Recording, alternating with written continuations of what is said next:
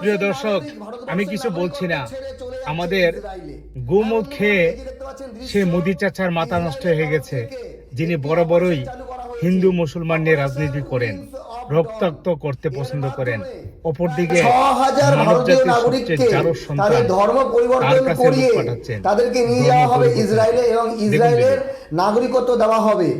গতকাল প্রথম দফায় প্রায় 250 জন ভারতীয় নাগরিক, যাদের বাড়ি মণিপুর এবং মিজোরামে, আর লম্বা করছি যারা না, বেনি মোনাসি এইভাবেই সম্প্রদায় চলছে থেকে তাদের আসেন, ধারাবাহিকতা। তারা ভারতবর্ষ ত্যাগ তাদের করেছেন, নিকৃষ্ট ভারতবর্ষের নাগরিকত্ব ত্যাগ মন-মানসিকতার করেছেন একটি প্রমাণ। এবং তাদের বর্তমান ধর্ম বড় খ্রিস্টান বড় ধর্মকে তারা ত্যাগ এই করেছেন। বিজেপি সরকার, তারা বিশেষ ইহুদি করে ধর্ম বিজেপি গ্রহণ করে কারা করে, ইসরায়েলের নাগরিকত্ব যাদের বিতর্কিত, নিকৃষ্ট এবং আমার কাছে মনে হয় আর কি অসুস্থ মনের অধিকারী যারা, তারাই বিজেপি করে।